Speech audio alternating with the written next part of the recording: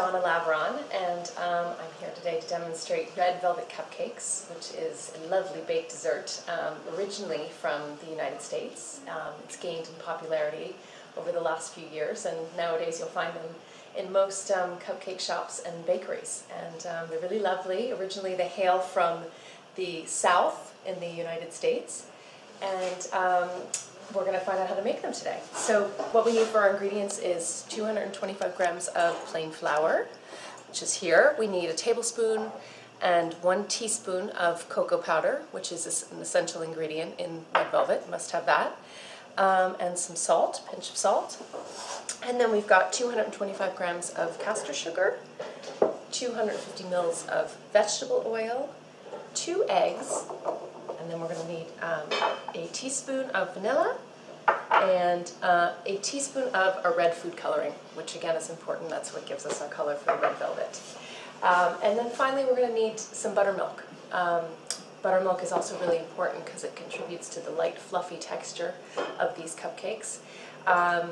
If you are all set to go and you don't have any buttermilk, you can actually make a substitute for it. You can take plain milk, a cup, and you can add in a tablespoon of lemon juice and let it sit for about 5 minutes, and that will give you a good substitute for buttermilk if you don't happen to have it on hand. So the first thing we're going to do is take our flour and we're going to combine it with our cocoa powder and our salt, and we're going to mix those together very well so that it's well distributed throughout. And then we're going to take our sugar and we're going to combine it with our oil, vegetable oil. Use an electric whisk to bring those two ingredients together.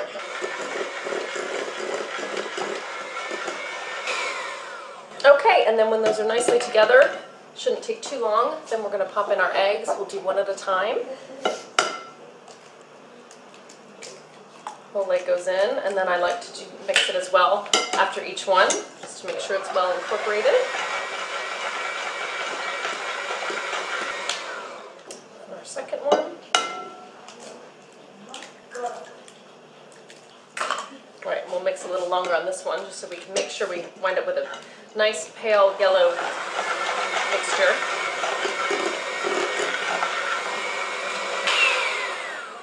Alright, okay, when we reach the stage where everything's come nicely together, we've got that lovely pale yellow color. We're going to toss in our vanilla, and then we're going to use our red food coloring. And for that we've used a gel paste, which these are lovely. They come in a huge spectrum of colors, and they're wonderful for tints, but they're actually quite strong. So you need to have a light hand generally when you use them, because only a tiny bit will give you some wonderful color. So we'll mix these in.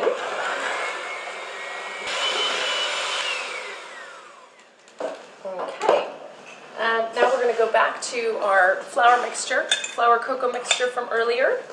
And we're going to have that, and we're also going to use our buttermilk, and we're going to take it in turns to incorporate them into the batter. So we're going to start off with flour, and then we're going to do half of our buttermilk, and then we're going to go back to our flour, more buttermilk, and then we'll finish up again on the flour.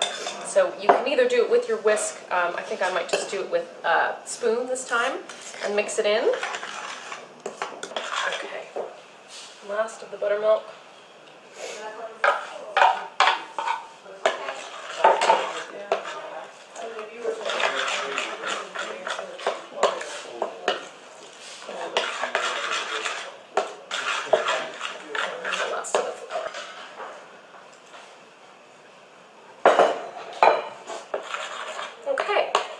Now, the last element for our batter is going to be our rising agent, which is bicarbonate soda.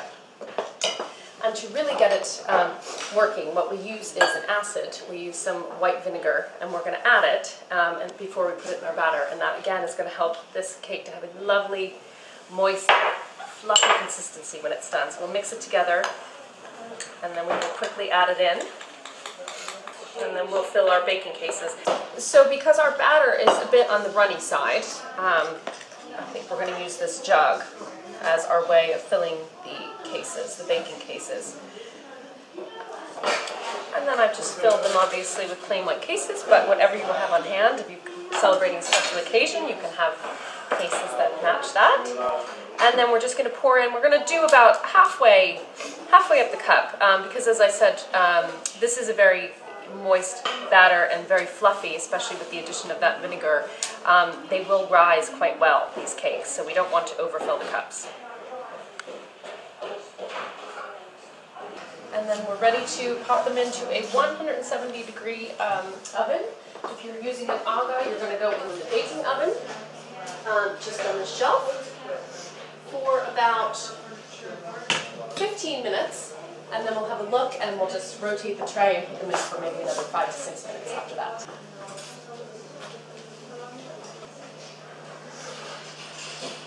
They're looking nice and risen. Now we just want to take a skewer or a toothpick and have a test to make sure that they're done. You want to stick it in the center of your cake, and if it comes out clean, as ours did, then that means that they're done. So now we're going to put them on a cooling rack. And while they're cooling down, we'll make our icing.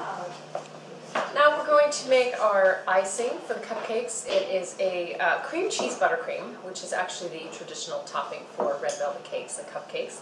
So we have our butter, which has been diced and it's been left out to soften. Then we have icing sugar, 600 grams of icing sugar, which we're going to mix in.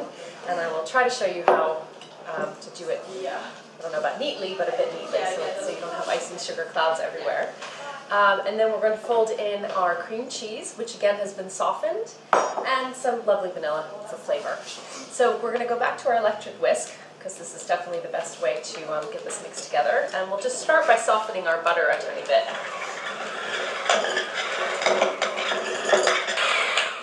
Okay, the butter's mostly in the beaters. We will fold in our icing sugar.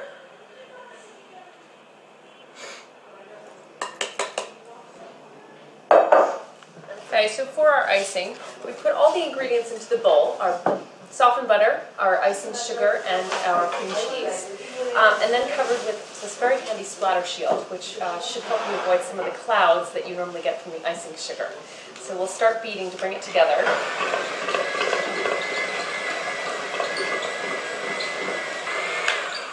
And then we can have a little look. And as it's starting to come together, you can add in the vanilla. And then we're going to take a couple minutes to keep beating this so that it's nice and smooth and creamy. So don't be tempted to rush this step, because it does take a few minutes of good beating in order to achieve that result.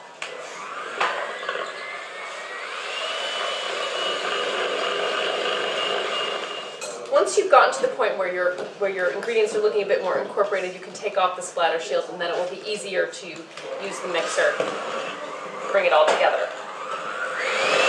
So we have our finished cream cheese buttercream, whipped till it's nice and smooth and creamy, and we are going to put them in a piping bag today.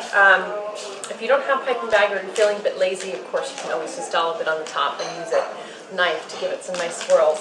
But if you do have a piping bag, it gives you a nice professional finish, and they're quite easy to use. You can buy disposable ones like this in the shop, and then you throw them away when you're done. So less messy.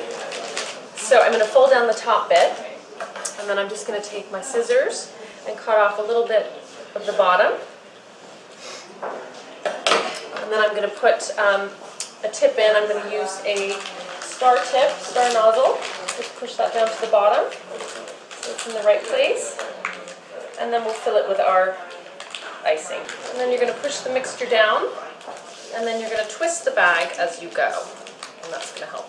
So you're going to take your hand at the top, and that's what you're going to use to push the mixture down. And you can use your other hand to guide the piping bag. And there's a couple different ways you do it. I like to leave a bit of an edge of the cake so that you can actually see that it's red velvet cake. And then you can start on the outside, and you can pipe in just like that. Is one way to do it. Or if you don't like as much icing, you can just do one lovely peak right in the middle, like that.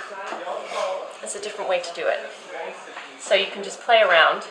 And it also depends on whichever nozzle you've put in your piping bag as well. If you have a plain one, then that affects it as well.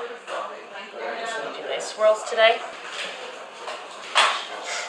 And there you have your tray.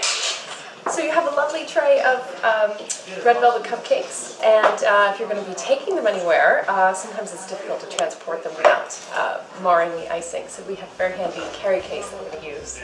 We've used the base already, and then you just pop on the top, and you're ready to go.